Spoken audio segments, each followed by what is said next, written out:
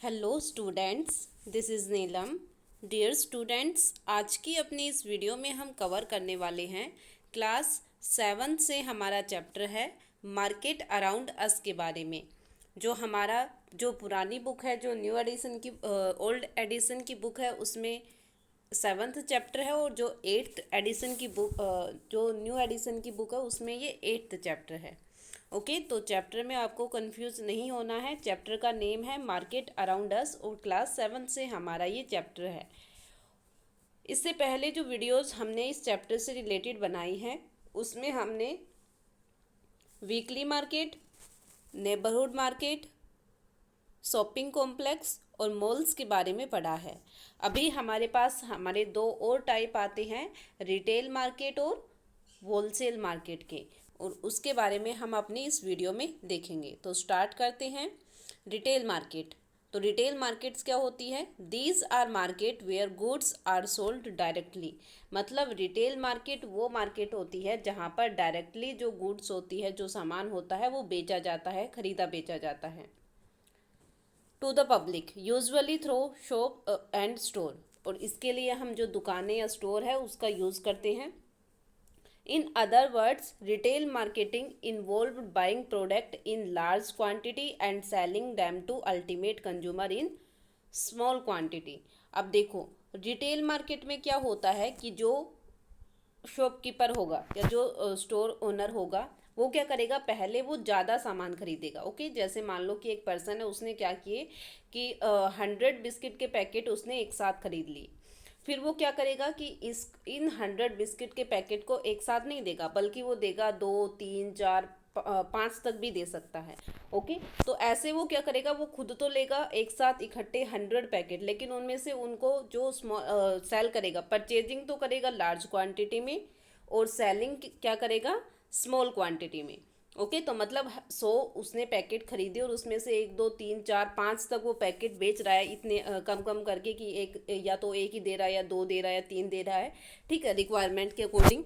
तो इसको हम बोलते हैं रिटेल मार्केट। तो रिटेल मार्केट में क्या होता है कि जो बायर होगा, जो शॉपकीपर होगा, वो परचेजिंग तो करेगा, बाइंग तो करेगा लार्ज क्वांटिटी में, और उसको बेचेगा, सेलिंग होगी स्मॉल क्वांटिटी में। तो उस मार्केट को हम क्या बोलते हैं? Retail market. मतलब एक ऐसी मार्केट जहाँ पर जो दुकानदार होगा वो ज़्यादा सामान खरीदता है और बेचता उसमें से थोड़ा थोड़ा है। ओके, तो उसको हम बोलते हैं रिटेल मार्केट।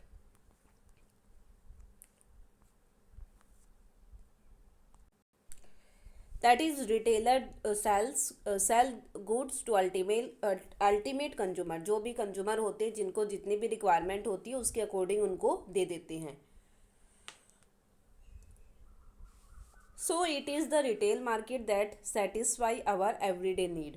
तो जो रिटेल मार्केट होती है वो हमारी जो रोज़ की ज़रूरतें होती है, जैसे हमें दो बिस्किट के पैकेट की ज़रूरत है, 3 बिस्किट के पैकेट की ज़रूरत है, या एक ही पैकेट की ज़रूरत है, तो उसके लिए हम कहाँ से खरीदेंगे? रिटेल मार्केट से।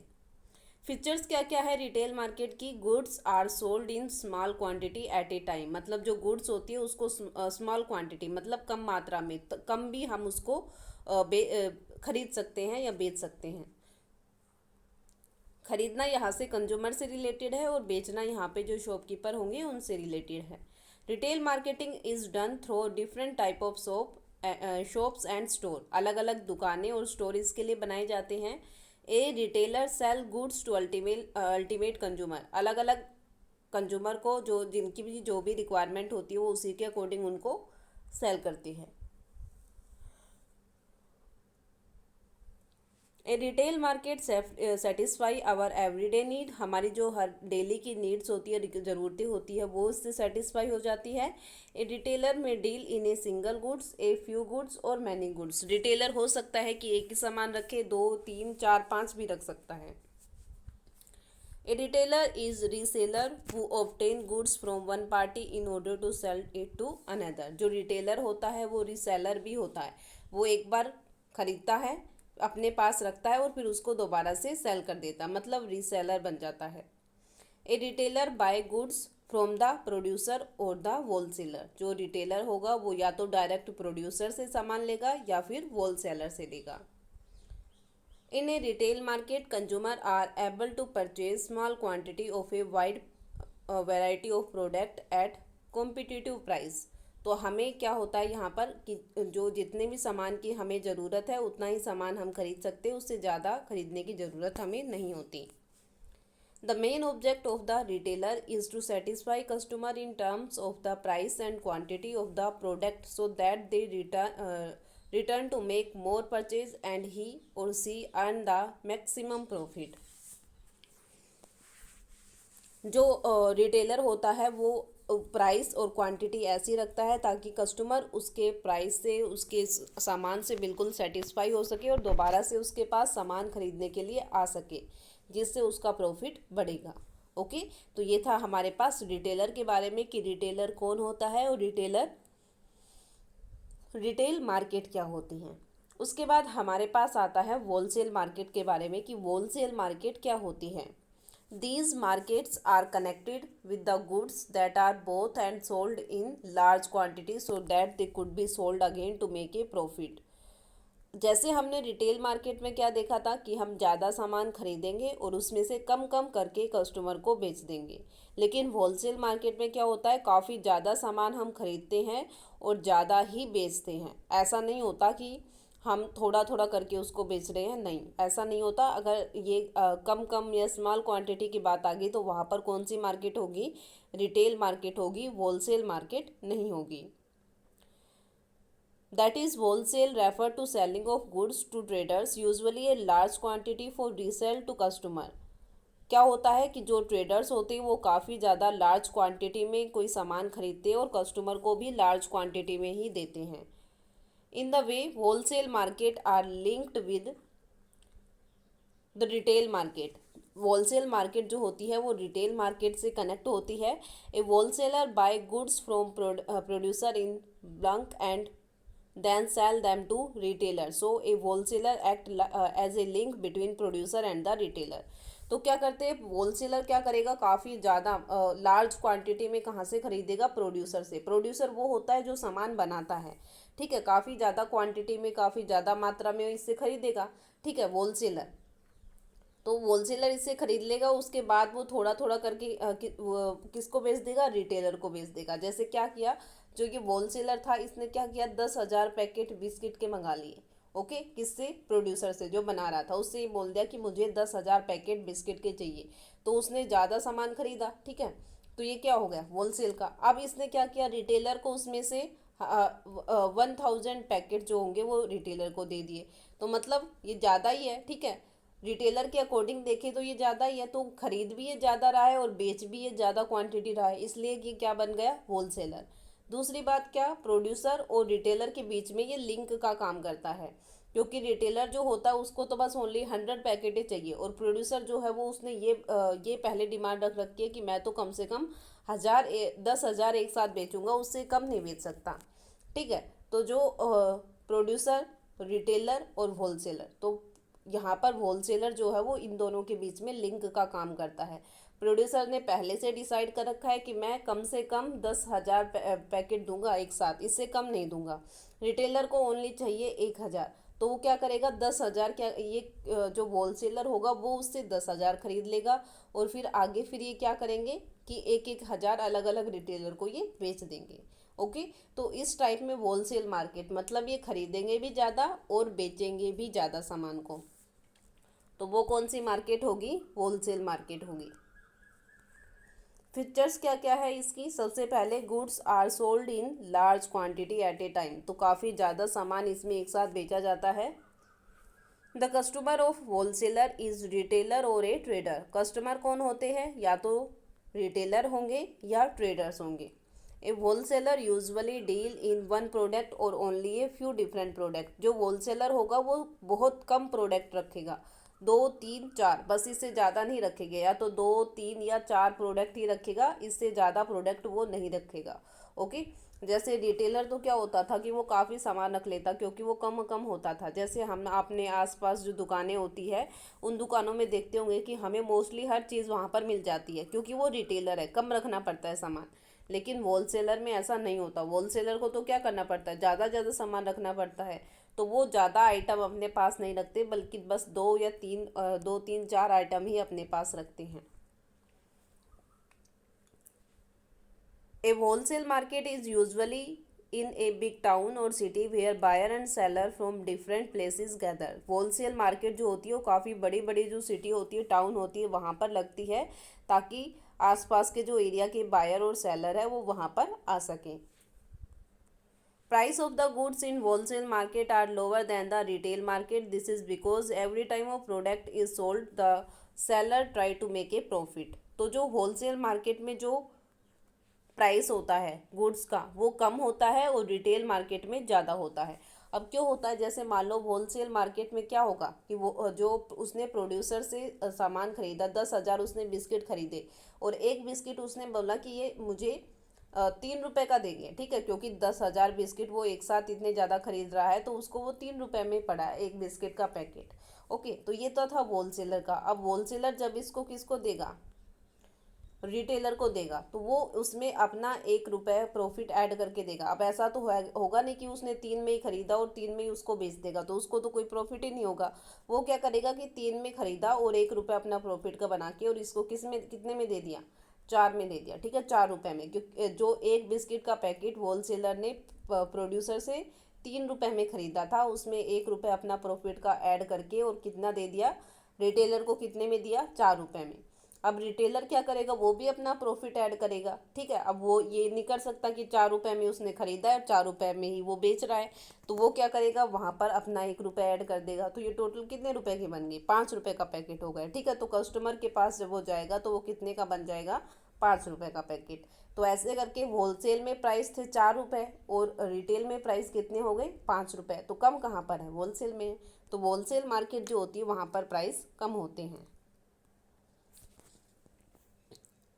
Government laws and taxes are usually different for retailer and wholesaler. और गवर्नमेंट के जो टैक्सेस और लॉज होते हैं वो भी अलग अलग होते हैं, रिटेलर्स के लिए भी अलग होते हैं और होलसेलर के भी लिए अलग अलग होते हैं। ओके, तो ये था हमारा पार्ट जिसमें हमने रिटेल मार्केट और होलसेल मार्केट के बारे में देखा। उसके बाद हमारी बुक में एक हमें टॉपिक दे रखा है हॉकर्स के बारे में, ठीक है। हॉकर्स कौन होते हैं, जो फेरी वाले होते हैं, अपना सामान अपनी एक छोटी सी रिक्शा पर रखकर और एक जगह से दूसरी जगह पर जो घूमते रहते हैं उनको बोलते हैं हॉकर्स। तो हॉकर्स के बारे में हमें एक टॉपिक दे रखा है, तो एक बार इसके बारे में देखते हैं। A hawkers does not have a permanent or fixed place to sell goods. जो हॉकर्स होते हैं उनके पास कोई भी परमानेंट जगह नहीं होती अपनी सामान को बेचने के लिए। He or she keep on moving from locality to locality. वो एक जगह से दूसरी जगह पर आते जाते रहते हैं। So he is a mobile trader. तो उसके लिए हम उनको क्या बोलते हैं कि जो मोबाइल ट्रेडर, मतलब एक जगह से दूसरी जगह पर आते जाते रहते हैं। On the other hand a shop owner has a permanent place to sell his or her goods. उसके अलावा अगर हम बात करें, जो शॉप ओनर होते हैं जिनकी खुद की दुकानें होती हैं, उनकी तो परमानेंट जगह होती है जहाँ पर वो अपने सामान को बेच सकते हैं। A hawkers does not have to pay rent, electricity bill, water bill, fees to the government etcetera, but a shop owner has to incur all these expenses. जो हॉकर्स होते हैं, क्योंकि उनको तो अपनी जगह एक परमानेंट फिक्स नहीं होती, ना उनके पास कोई दुकानें होती है, तो इसलिए ना उनको रेंट पे करना होता है, ना इलेक्ट्रिसिटी बिल पे करना होता है, ना वाटर बिल पे करना पड़ता है, ना ही गवर्नमेंट को कोई फ़ीस देनी पड़ती है। लेकिन जो शॉप ओनर होते हैं जिनकी दुकानें होती हैं उनको तो काफ़ी ज़्यादा एक्सपेंसेस पे करने पड़ते हैं। Next, a hawker store good at home while a shop owner has to keep a separate store home. जो हॉकर्स होते हैं वो अपने सामान को अपने घर पर ही रखते हैं, लेकिन अगर किसी ने दुकान बना रखी है अपनी परमानेंट, तो वो अपना सारा सामान कहाँ पर रखेगा, अपनी दुकान पर ही स्टोर करके रखेगा, घर पर नहीं लेके जाएगा। A hawkers has no need to hire workers because he is helped by his family member. जो हॉकर्स होते हैं उनको अलग से किसी वर्कर को हायर करने की ज़रूरत नहीं पड़ती, क्योंकि वो अपनी फैमिली मेम्बर की हेल्प ले लेते हैं। लेकिन जो शॉप ओनर होते हैं जिनके बड़े बड़े स्टोर होते हैं, शॉप होती है, वो क्या करते हैं, वो वर्कर्स को रखते हैं ताकि उनको हेल्प मिल सके। A hawker sell his good at cheaper rate than that a shop owner because he has no need in incur a lot of expenditure। Hawkers जो सामान बेचते हैं उनका रेट बहुत कम होता है, लेकिन जो शॉप ओनर होते हैं उनका रेट, उनकी दुकान में जो भी सामान होता है उसका रेट ज़्यादा होता है, क्योंकि उनको काफ़ी ज़्यादा एक्सपेंडिचर पे करने पड़ते हैं। A hawkers keep a small quantity of goods at his hand cart will a shop owner keep different goods in a large quantity for sale. जो हॉकर्स होते हैं वो ज़्यादा चीज़ें नहीं रखते अपने पास, वो बहुत कम चीज़ें रखते हैं और ज़्यादातर जो हैंडक्राफ्ट चीज़ें होती है वो रखते हैं। लेकिन शॉप ओनर अच्छी क्वालिटी की चीज़ें रखते हैं और काफ़ी ज़्यादा क्वांटिटी में रखते हैं। ओके, तो ये था हॉकर्स और जो शॉप ओनर होते हैं उनमें क्या डिफरेंस होता है, दोनों कैसे काम करते हैं। तो मार्केट के बारे में हमने अच्छे से यहाँ पर देख लिया है। रिटेल मार्केट के बारे में देखा, होलसेल मार्केट के बारे में देखा, और जो हॉकर्स और शॉप ओनर होते हैं उन दोनों में क्या डिफरेंस है, क्या क्या उनके पास प्रॉब्लम होती है, उनके बारे में देखा। तो अब पूरे चैप्टर को हमने पढ़ लिया है। वैसे तो हमने मीनिंग पहले भी देख लिए थे, तो एक बार हम दोबारा से, क्योंकि जो हमारा चैप्टर है उसके अकॉर्डिंग हमने पूरे चैप्टर को पढ़ लिया है, तो अब हमारे पास इसका मीनिंग पता लगाना बहुत ही इजी हो गया है कि कैसे हम मार्केट को डिफाइन करेंगे और इसके एडवांटेजेस, क्योंकि हमें पता है कि मार्केट में क्या होता है क्या नहीं होता, कितनी मार्केट्स होती, कितने टाइप की, कैसे काम करती है, कहाँ पर प्राइस ज़्यादा होती है, कहाँ पर कम होते हैं। तो इसके अकॉर्डिंग हम मार्केट्स की एडवांटेजेस भी यहाँ पर पता लगा सकते हैं। जैसे मीनिंग में हम लिखेंगे, by market we usually mean a place where the buyer and seller meet and conduct buying and selling activity. तो मैंने 3 बातें बताई थी आपको स्टार्टिंग में ही कि मार्केट एक ऐसी जगह होती है जहाँ पर बायर और सेलर होते हैं और बाइंग और सेलिंग एक्टिविटी होती है। ओके, कोई परमानेंट जगह भी हो सकती है और नहीं भी हो सकती, तो ये हमने इंक्लूड कर लिया था। एडवांटेजेस, क्योंकि हमें मार्केट के बारे में पढ़ चुके हैं तो इसके क्या लाभ है, क्या इसकी अच्छी बातें हैं, वो हम बता सकते हैं। तो मार्केट के बारे में क्या इसके एडवांटेजेस है।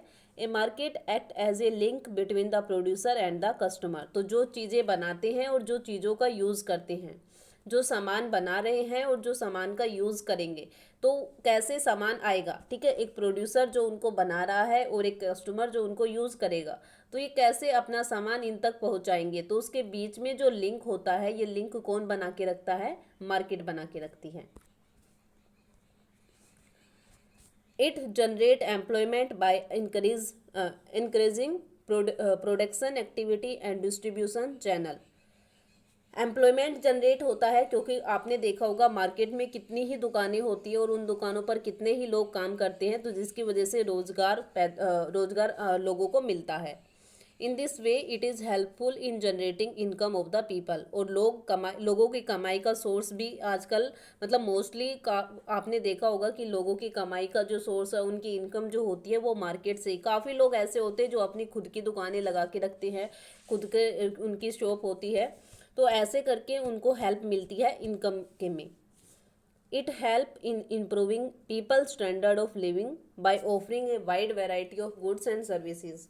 क्योंकि मार्केट में ही हमें अलग अलग टाइप की चीज़ें मिलती हैं, अलग अलग टाइप का सामान मिलता है, सर्विसेज मिलती है, तो इसकी वजह से लोगों का जो स्टैंडर्ड ऑफ लिविंग है, रहने का जो तरीका है, कैसे रहते हैं, कैसे कौन कौन सी चीज़ें यूज़ करते हैं, सामान किस टाइप का, क्वालिटी का यूज़ करते हैं, तो ये सब जो हमारा स्टैंडर्ड ऑफ लिविंग है उसमें इंक्लूड होता है और वो इम्प्रूव होती है।